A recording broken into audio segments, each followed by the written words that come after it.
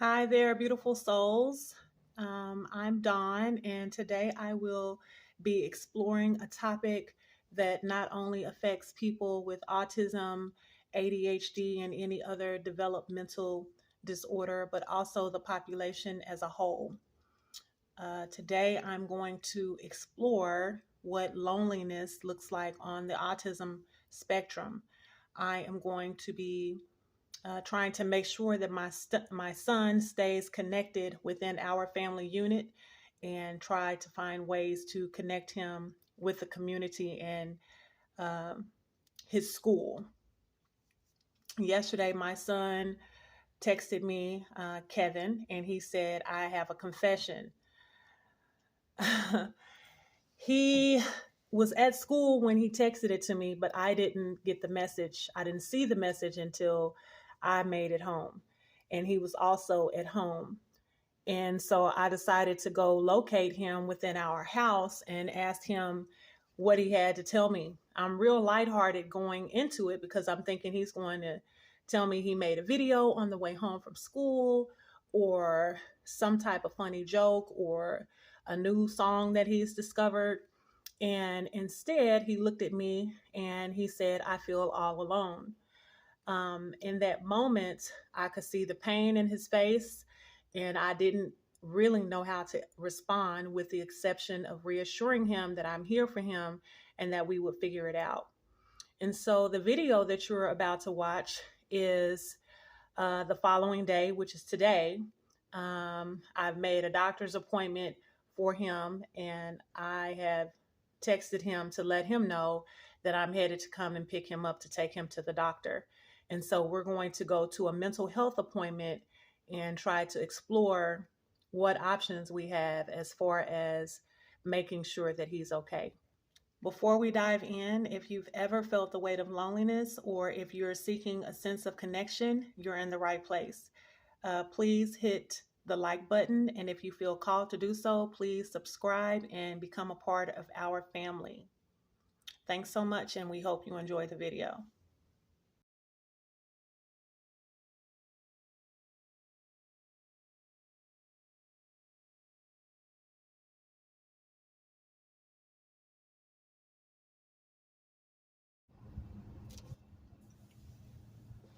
So I am actually headed to go and pick Kevin up from school, and we are headed to a mental health check, a mental health appointment. I called the doctor this morning um, and explained to the receptionist what was going on, and they decided to bring him in today. The only thing with Kevin is it's hard to discern because I think he always tries to put his best foot forward. So to talk to him today, he will be smiling, right? He got out of school early. It's a good day, hanging out with mom. We're going to grab a few snacks. But to see him in the natural element of sadness and feeling alone is a little bit different.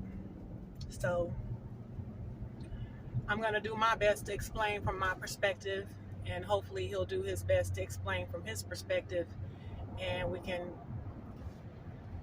hopefully find a solution. Okay, so why is it that you feel alone? Most likely the people, because I just don't really, I don't really know how to interact with them very well. I just stay very quiet while walking to classes. I just stay very quiet. So is it because you're having a hard time making friends, Yeah. or yeah, it's hard to make friends? Mm-hmm. What about the people in your classrooms? Oh, don't worry, I interact with them well. You interact with them well? Yeah. So you said I interact with the people in my class well, but I still feel alone. Yeah. You got to talk to me, baby. Which one? What is it? Because you're saying, well, I kind of stick to myself and I stay quiet, but I talk to the people in my class. Is it both of those? Yes.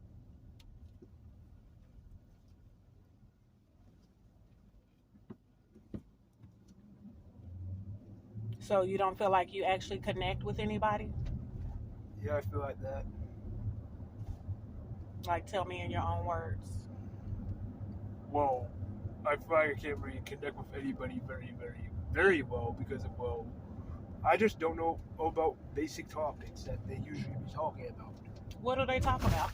They talk about all kinds of stuff that I don't really know about. The only thing I've been expert at is, well, automotive stuff. No, you way more with it than that. I know that you enjoy talking about cars, but you can talk about anything. So what are they talking about? What are they talking about that you feel like you can't talk about? I mean, I don't know really much about. I just don't know much about basic sports. I don't know, like the stuff, the history, the stuff behind them. You know? And it's not interesting to you, right? Yeah. Right. So that's kind of hard because even if you wanted to talk about sports, you don't know anything about sports and it's not interesting to you. Yeah. Yeah. So the kids in your class talk about sports or the kids in the cafeteria? They be talking about. They be talking over each other, so I can't really hear what they're talking about in the cafeteria. Mm-hmm. Meanwhile, in the class, they either or just well do their own thing like me, or they just talk about sports.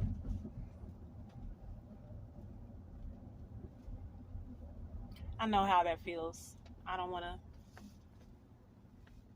say that because I know how it feels that it takes away your pain, but I know how it feels when you don't really have anything in common with anybody. You know, Yeah. it kind of makes it hard to find your tribe, right? Mm-hmm. So, what would the ideal friend look like? Like, what would that interaction be like? To be honest, he could make up some activities. Like he could make up some plans for like stuff related to his interests. I can make up plans related to my interests.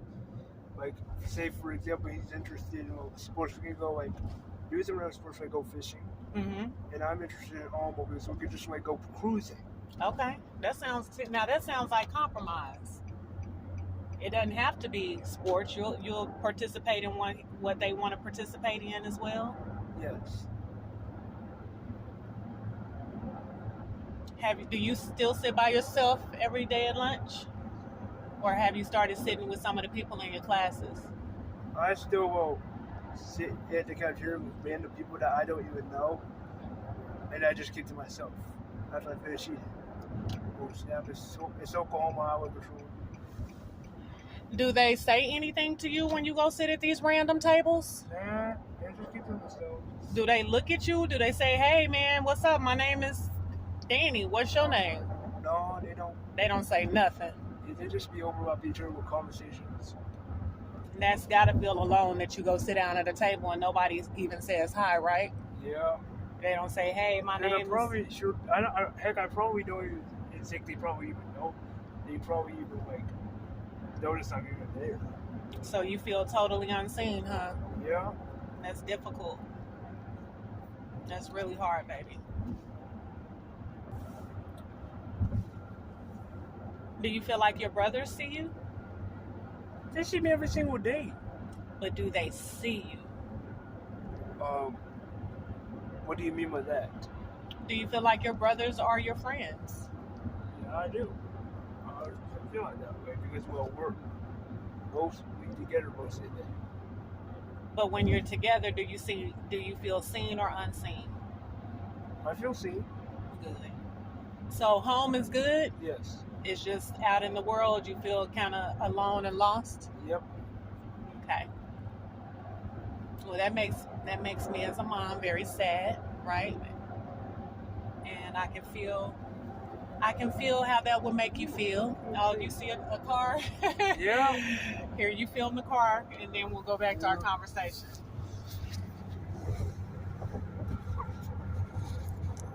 Call QX80 owners, calling QX80 owners. That's not a QX80, that's the Armada. Dang. Wait, did you know that the QX80 is a rebadged Armada? No, the Armada is a rebadged QX80. Really? Yes. I never knew that. It's a cheaper version. But I thought that was a QX80 though. But it's an Armada. I definitely do feel alone for most of the day at school. Well, because I'm just in another whole sea of people, just walking among them. Okay, now that makes sense, baby. So even though you're surrounded by people, you still feel alone. What about once you make it to class? Once you make it to class, do you feel better? A bit better. Do you think a different school would help? Nope, it was not. I've already been on board for a very long time. I wanted it to stay that way. You just want to stay there. Yes. Do you feel like you're learning anything? Learning anything that actually means any importance to me? Well, no, not really. Well, importance for me in the future. But as of right now, I can understand why I'm learning the stuff I'm learning currently. What can I do to make it better? I do not actually know. And so I'm saying all of that to say, I'm still glad that I've taught you and your brothers to have each other's back and to be y'all's main support system. Now, I still hope that one day you'll meet someone that you can call friend. Right? Right. I still hope that for you, but I'm also glad you're able to stand in your square, right? Right. That you're able to not have a bunch of riffraffs around just for the sake of having riffraffs. What's a riffraff? Let me guess, is it somebody you think is a friend but really isn't? Absolutely. Somebody you think is a friend that really isn't. Somebody that keep a bunch of noise started and the noise ain't talking about nothing, right? Right. They ragging and jonesing and high-fiving. And it's not to say it's anything wrong with that, but if you're really not interested, like for real, on the soul level, if you're not interested in what they got going on, it's better to be alone than to be a follower. Yep. Yeah. Because sometimes when we have to have people around, and mom has been through that stage where I thought that was what I was supposed to do. I'm supposed to have people around. I'm supposed to have friends. And so what I did, because I thought that was what I was supposed to do, I allowed people into my life that didn't mean me any good. And it caused a lot of problems. And it caused a lot of hurt. So, again, it's not to take away your pain and feeling disconnected from the world, but it's also, it might be a lesson that you're avoiding having people around that might just want to use you for energy or something. I don't know. I don't really know what to say. I just want you to see it from all sides. Okay? Okay. All right. Let's go in here and see what the doctor has to say. All right.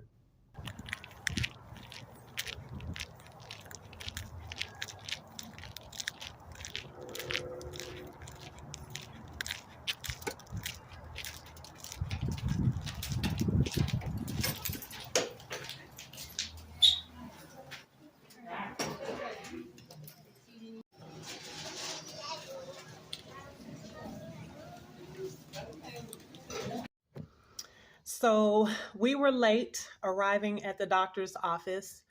So we rescheduled for next week. In the interim, Kevin also mentioned in the car that he's having problems sleeping through the night.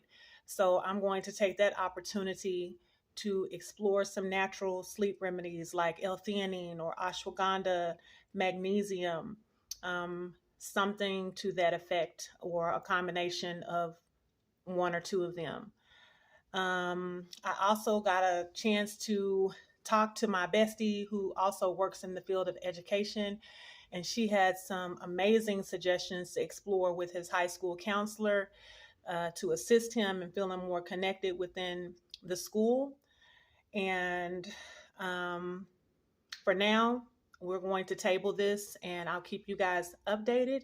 And in Kevin's words, vroom, vroom.